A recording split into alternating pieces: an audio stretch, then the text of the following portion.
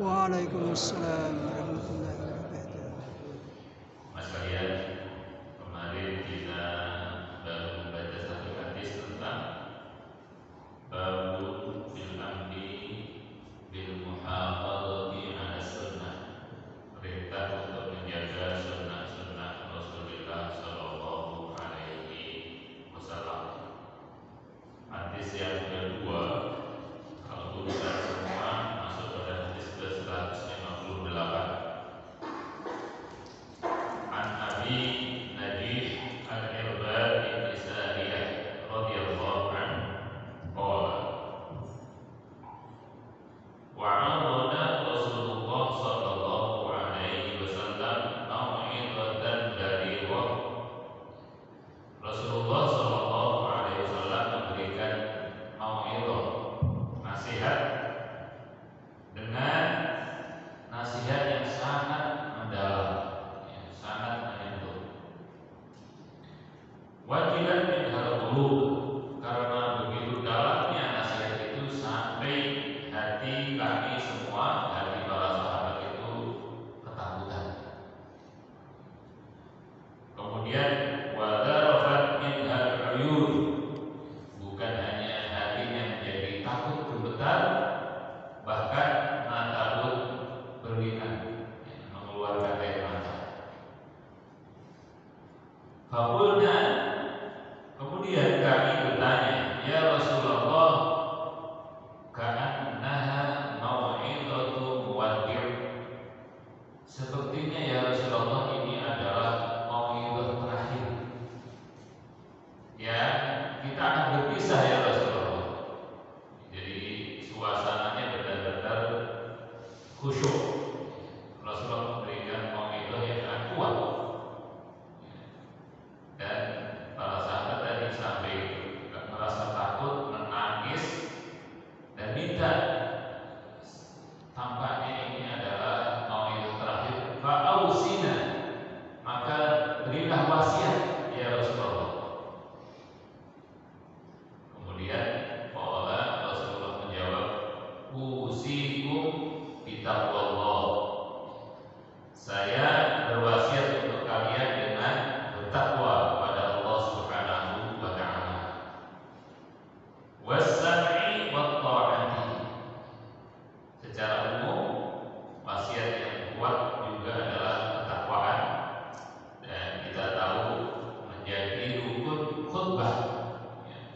Rukun khutbah Jumat, baik khutbah pertama maupun khutbah kedua, tidak sah kalau tidak ada wasiatnya.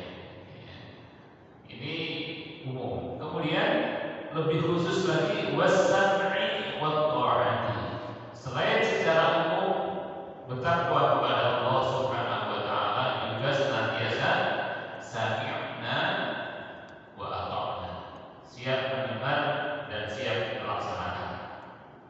Kalau ada yang memerintah, dan yang memerintah tentu adalah pimpinan yang berwenang, yang mendapatkan amanah. Alaikum was-sam'i wa ta'ati wa in ta'ammara 'alaikum 'abdun, meskipun yang menjadi pemimpin kalian adalah dulunya hamba sahaya, orang yang awalnya tidak begitu terhormat, bukan tokoh yang terpandang, tapi kalau sudah menjadi pemimpin, maka semua harus sami'na wa ata'na. Apalagi kalau yang memimpin adalah memang orang terpandang, orang yang memiliki kelebihan, cerdas, pintar, berwibawa. Kalau nggak ditaati, nah ini keterlaluan. Karena ini kata Rasulullah, meskipun yang memimpin kalian orang yang tidak disegani, kalau sudah menjadi pemimpin, menjadi pengikat, tidak boleh tidak taat. Kemudian beliau juga mengingatkan, wa innahu man ya'ish minkum, sesungguhnya siapa yang panjang umur, yang masih hidup maksudnya, setelah Rasulullah Sallallahu Alaihi Wasallam, kita termasuk di sini. Para sahabat pun sudah diwanti-wanti oleh beliau, meskipun tidak jauh masanya dengan Rasulullah, fasayara ikhtilafan katsira. Siapa yang umurnya lebih panjang dari Rasulullah akan mendapatkan perbedaan yang banyak, perselisihan. Fa'alaikum bisunnati, maka kalian harus tetap menjaga sunnah saya. Contoh-contoh dari Rasulullah Shallallahu Alaihi Wasallam ini untuk para sahabat itu sangat kuat. Nah, dan memang perbedaan perpecahan itu terjadi di antara para sahabat.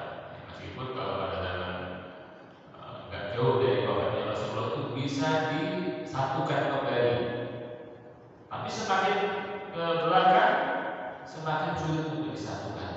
Maka Rasulullah pun berpesan kepada umatnya setelah para sahabat radhiyallahu alaihim. Dia lanjutkan wa sunnatil khulafa'ir rasyidin al-mahdiyyin, dan juga sunnahnya contoh-contoh dari para khalifah rasyidin. Khulafa'ir rasyidin Abu Bakar, Umar, Utsman dan Ali radhiyallahu anhum ajma'in. Ikutin contoh-contoh dari beliau-beliau. Nah, ini untuk generasi setelahnya. Para sahabat setelah beliau wafat tetap diperintahkan untuk mengikuti contoh beliau. Kalau kemudian ada orang yang tidak mau menolak mengikuti contoh beliau, bahkan ada yang menolak sebagai besar sahabat dan menuduh macam-macam. Nah, ini sebetulnya berarti menolak juga pesan dari Rasulullah Shallallahu Alaihi Wasallam. Kan ada orang yang menolak sahabat Abu Bakar, Umar, Utsman, maunya sahabat Ali saja. Berarti dia tidak mengikuti pesan dari Rasulullah Shallallahu Alaihi Wasallam. Cukup mudah, cukup jelas. Rasul pesan begitu. Nah, ini khulafa'ir rasyidin al-mahdiyyin. Bahkan beliau berpesan abdu 'alaiha bin nawajid, gigit. Abdu itu gigit. Sunnah-sunnah contoh-contoh tadi dengan an-nawajid. Sini dengan tarik kalian. Ya. Jadi kalau orang gigit dengan gigi depan, gigi sering itu kan nggak kuat. Lalu gigit dengan tarik, nggak bisa ditarik oleh orang yang di depannya, kuat banget. Jadi maksudnya pegang teguh sunnah Rasulullah, sunnah para sahabat itu seperti kalian mempertahankan ya, dengan gigi yang tidak bisa dilepas lagi. Siapapun yang merebut tidak akan mampu ya. Nah, ini gambaran bagaimana pentingnya kita menjaga sunnah-sunnah dari Rasulullah dan para sahabat. Sekaligus juga di sini menggambarkan bahwa tarikan-tarikan yang membuat orang itu berbelok, tidak lagi mengikuti sunnah Rasulullah, itu kuat sekali. Karena tidak cukup digigit aja. Ya, kalau orang normal begini, sesuatu digigit nggak akan diributkan. Sesuatu yang digigit oleh orang lain, tentu misalnya pegang pensil gitu ya. Tukang misalnya lagi sibuk, pensilnya dipegang misalnya, atau siapa aja mungkin sebagian taruh di telinga tapi dia digigit, atau apa aja digigit, ada kunci juga digigit, nggak akan ada orang yang mengganggu. Secara umum begitu. Tapi orang yang mengajak berbelok meninggalkan sunnah begitu narik-narik, sehingga kalau digigit biasa kan lepas, perlu digigit dengan tarik-tarik. Nah, ini menandakan memang kehidupan setelah zaman Rasulullah SAW, apalagi zaman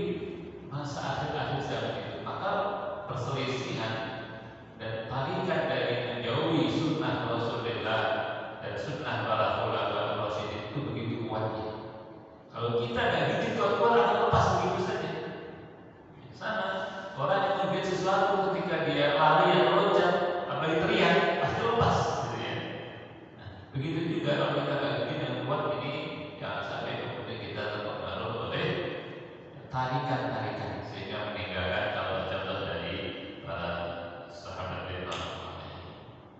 Wa iyyakum wa muhdatsatil umur. Dia pun mengingatkan hati-hati sesuatu yang baru hal-hal yang tidak pernah diajarkan Rasulullah, tidak pernah diajarkan oleh para sahabat, tidak pernah diterangkan oleh para ulama, tiba-tiba muncul sesuatu yang baru. Kadang-kadang dikemas menarik. Biasanya memang yang baru itu selalu menarik, bikin penasaran kan. Kalau itu ada masalah perkembangan ilmu pengetahuan, perkembangan teknologi, peralatan yang kita miliki baru tidak masalah. Tapi kalau baru pada masalah agama, maka itu menjadi masalah. Dan itu banyak sekali. Kalau zaman dulu itu orang sholat Jumat udah nggak ada mempertanyakan bagaimana sholat Jumat itu, rakaatnya, khutbahnya, dan lain sebagainya. Atau sholat 5 waktu bisa. Ada sebagian orang yang kemudian memunculkan sesuatu yang baru. Ya sholat itu kan namanya sholat itu doa. Jadi sholat itu yang penting ingat Allah Subhanahu wa Ta'ala. Dengan dikemas sedemikian rupa, maka banyak orang yang dulunya sholat karena tadi ini sesuatu yang baru diajarkan. Cara sholat itu nggak harus seperti orang pada umumnya dan sebagainya. Banyak orang tadinya rajin sholat nggak mau sholat lagi. Nah, hal yang seperti itu baru dimuncul-munculkan, dan itu terus berkembang. Dan masya Allah, sekarang banyak orang-orang yang bahkan dulunya dari pesantren yang rajin beribadah, nggak mau lagi sholat. Kalau para ulama sudah menegaskan inna dina indallahi Islam, berdasarkan Al-Quran ini agama itu adalah agama Islam yang diridhoi oleh Allah Subhanahu wa Ta'ala. Sekarang muncul semua agama yang ngomong juga tokoh-tokoh Islam. Jadi semua agama itu bisa mengantarkan kepada surga dengan dalil surga Allah itu luas, lebih luas dari bumi. Masa di bumi aja cukup, di surga gak cukup? Hal yang baru seperti ini, hati-hati. Sesuatu tidak pernah dikemukakan oleh para ulama, hati-hati. Dan itu banyak dikemas sedemikian rupa, banyak yang terpengaruh. Nah ini kalau kita waspadai wa muhdatsatil umur. Jadi semua urusan agama harus kita pastikan itu semua memang sudah diajarkan oleh para ulama pun belajar dari ulama sebelumnya, belajar dari para tabi'in, belajar dari para sahabat, belajar dari Rasulullah Shallallahu Alaihi Wasallam. Semua yang tidak diajarkan para ulama berdasarkan tadi itu, maka perlu kita waspadai bersama. Inna kulla bid'atin dhalalah. Setiap sesuatu yang baru itu akan menjadi sesat. Ya mas sekalian, itu hadis yang kedua tentang bab pentingnya menjaga contoh-contoh dan ajaran Rasulullah Shallallahu Alaihi Wasallam.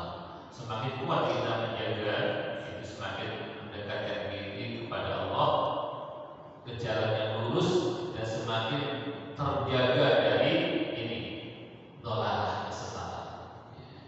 Kemudian yang rahimahullah, hadis yang ketiga, an Abi Hurairah radhiyallahu anhu anna Rasulullah sallallahu alaihi wasallam qala bersabda. Ini menarik ya Mas sekalian.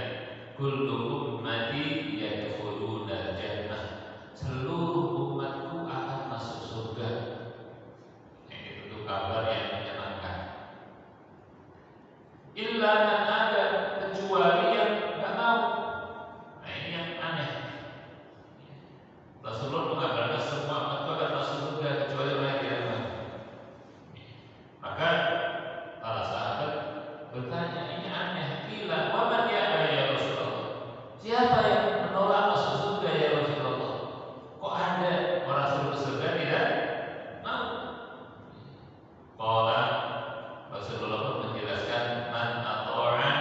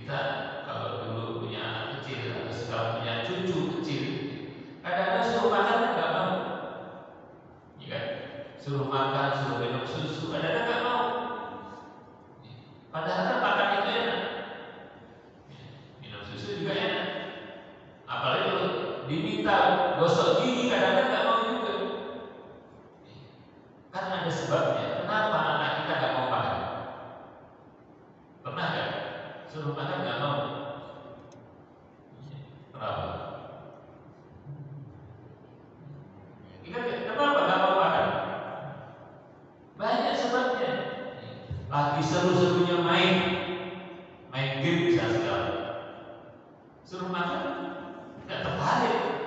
Kenapa?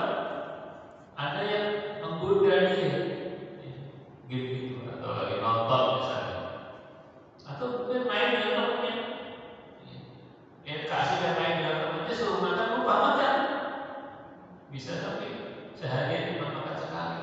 Padahal makan ini enak. Kalau dia nggak ada kesibukan malah minta makan, minta dibelikan makanan, ya, bisa melayani di sana. Tapi kalau lagi ada yang godain, tergoda sesuatu yang tadi, maka bisa lupa makan. Suruh makan nggak mau, menolak dia.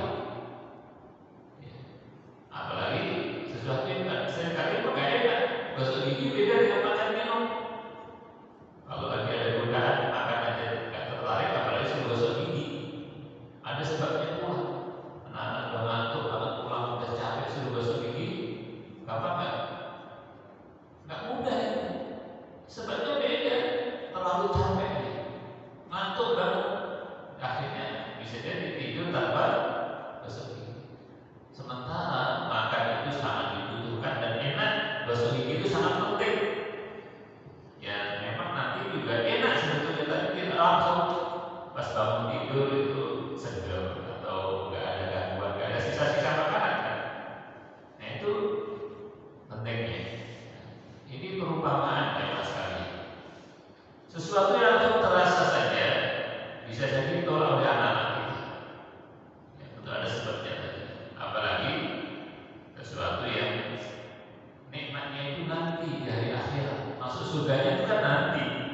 Maka waspada kita kalau ada godaan-godaan yang membuat kita tidak tertarik. Ya, kalau tadi anak-anak tidak tertarik makan karena godaan game, mainan, ya, bisa jadi orang yang gede-gede, maaf, ya, juga tidak tertarik untuk banyak-banyak melakukan ketaatan ibadah karena tergoda oleh apa?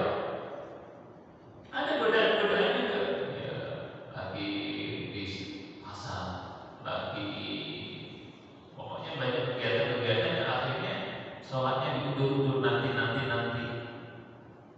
Ya, itu godaan sama anak godaannya mainan, kalau gede godaannya bisa pekerjaan, bisa macam-macam. Apalagi kalau kemudian diminta untuk sesuatu tidak enak, ya, puasa. Ya, puasa lebih berat dibanding sholat. Puasa sunnah misalnya, bahkan puasa wajib kadang-kadang ditinggalkan. Baik kalau dia berkorban melepas rezekinya, seperti sekarang, masya Allah ya, kita doakan saudara-saudari kita di Turki, Syria, Lebanon dan sekitarnya, yang masya Allah ternyata gempanya lebih gede dari yang kemarin di Cianjur dan sekitarnya. Ada banyak penggalangan dana sekarang itu. Seluruh dunia, nggak peduli Rusia yang sedang perang, Eropa musuhnya, semua itu berlomba-lomba untuk memberikan bantuan. Itu secara manusiawi, semua orang terpanggil. Mereka nggak beriman, mereka nggak mengharapkan pahala dari Allah, tapi tergerak untuk memanggil. Sebagai orang itu berat, orang Islam pada hari ini berat untuk nyumbang. Baik yang dekat dulu, musibah-musibah di sekitar kita, apalagi yang jauh begini. Itu kurang enak, sama gosok gigi tadi kurang enak. Tapi sesungguhnya kalau dia nyumbang itu bentuk ketaatan. Kalau anak kecil gosok gigi itu manfaatnya untuk dia. Tapi sulit kenapa? Ada yang godain. Ada ya, ini kan duit bisa buat kopi yang mahal atau bisa yang mahal, bisa buat ini itu dan sebagainya. Cuma disumbangkan begitu saja. Nah ini semua adalah bagian dari godaan-godaan. Padahal kalau kita nyumbang itu Allah janjikan akan diganti oleh Allah. Pasti nggak bakalan diganti.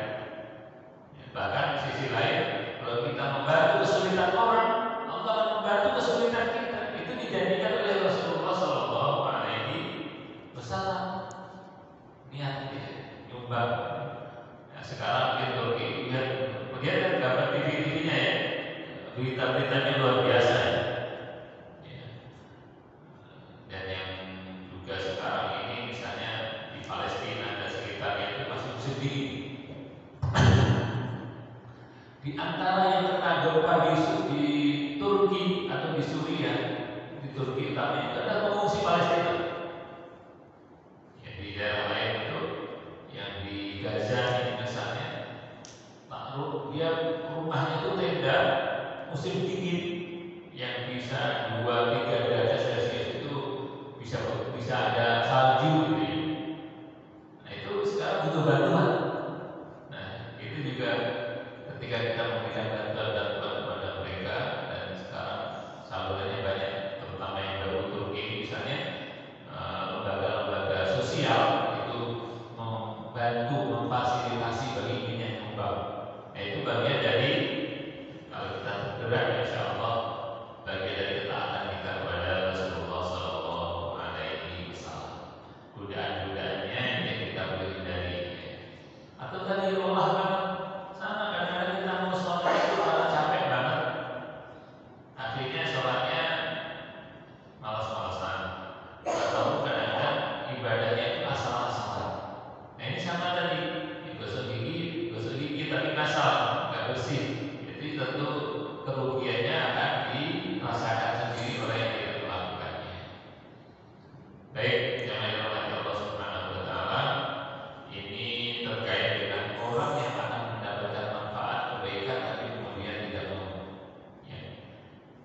Meskipun prinsipnya semua pengen dan mau, tetapi ada godaan-godaan yang perlu kita waspadai. Kemudian hadis yang keempat, masih bab yang sama, an Abi Muslim Salamah bin Amr bin Aqwa radhiyallahu anhu anna rajulan akala inda Rasulillah sallallahu alaihi wasallam bishimali. Ada seseorang yang makan dengan tangan kirinya, nggak nyadar deh. Kemudian faqala, ditegur oleh Rasulullah, kul biyamini, makannya tangan kanan. Qala la astati', orang tadi jawab nggak bisa, saya nggak bisa makan tangan kanan. Qala, Rasulullah pun menegur, la istata', tidak, bukan begitu, sesungguhnya kamu bisa makan pakai tangan kanan. Ma mana'ahu illa al-kibru, yang membuat dia tidak bisa makan pakai tangan kanan adalah al-kibru, kesombongannya, karena sombongannya dia. Fama rafa'aha ilahi, maka karena kesombongan itu tidak bisa, akhirnya benar tangan kanannya tidak bisa mengantar makanan ke tangan, ke mulutnya. Alhamdulillah tidak. Tidak ada orang yang nggak mau diajak baik itu karena gengsi, kesombongan. Siapa lah minati, negur, ngajak dan lain sebagainya. Ini Rasulullah saja nggak diikuti oleh orang tadi karena kesombongannya. Padahal orang yang semua tangan kiri atau tidak ya, makanya tertulis tangan kiri tidak itu. Kalau makan tetap aja bisa ya. Padahal kegiatan yang lain semua ya tangan kiri ya. Tapi begitu makan karena latihan bisa tangan. Ini yang normal mengaku nggak bisa makan tangan kanan.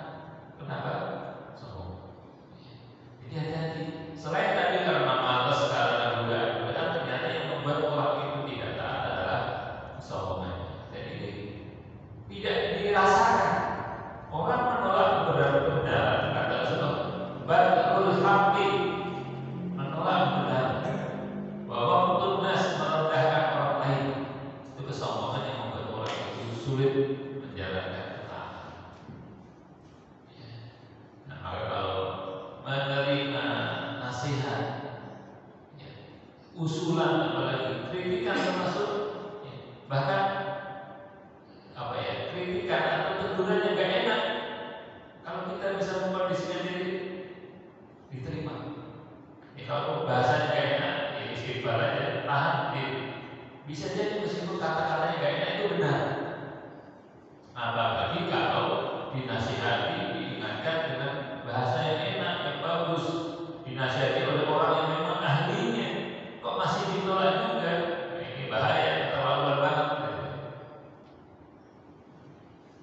Biasanya kalau udah sombong memang seperti itu. Maka orang tadi dinasihati Rasulullah itu nggak mau. Alhamdulillah min dzalik. Kemudian hadis yang lain, an Abi Abdullah Nu'man bin Bashir radhiyallahu anhu qala sami'tu Rasulullah sallallahu alaihi wasallam yaqul. Nah, ini sisi lain ya Mas sekalian terkait dengan salat berjamaah.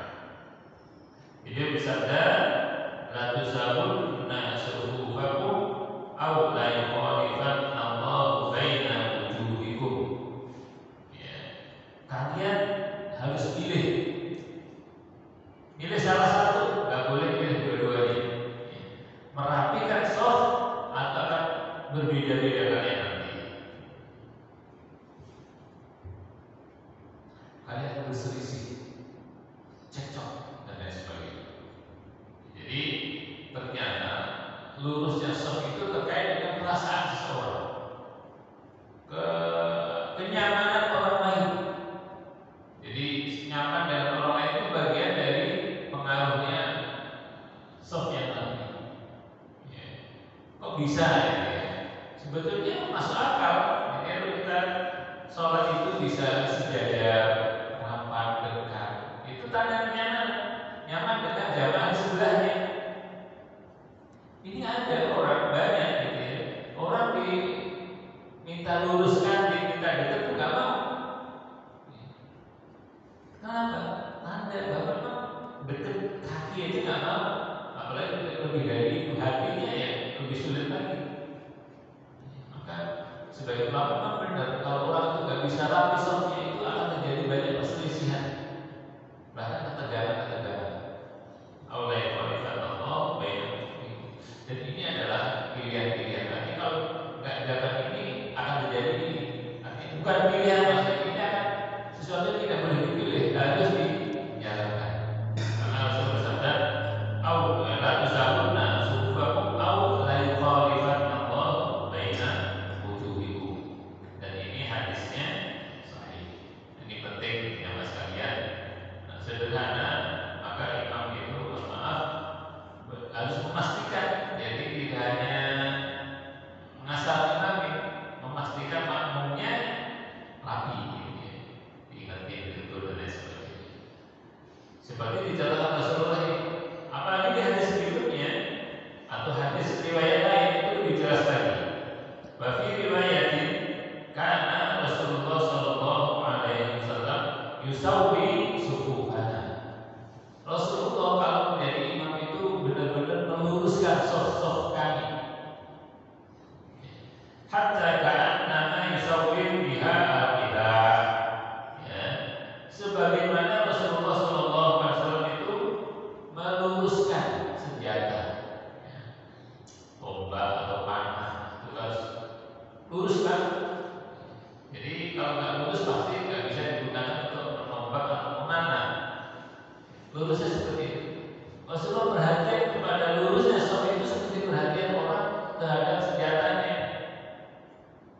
Pasti nggak ada pemakluman, nggak ditoleransi, nggak ditoleransi ketika ada sedikit saja yang belok dari panah atau tombak itu, atau pisau atau bedil kalau sekarang ya. Nggak mungkin dibiarkan bengkok. Begitu juga soft itu tidak mungkin dibiarkan belok-belok. Hatta idza ra'a anaqana anhu thumma kharaja yawman. Itu selalu ditegaskan Rasulullah kalau mau takbiratul ihram, pastikan dulu oleh beliau softnya lurus. Sampai ketika kita semua sudah paham itu adalah aturan dalam sholat. Sholat harus begitu gitu ya. Setelah lama diatur sedemikian rupa, thumma kharaja yawman. Suatu hari Rasulullah itu keluar ya ke masjid mau sholat menjadi imam, hatta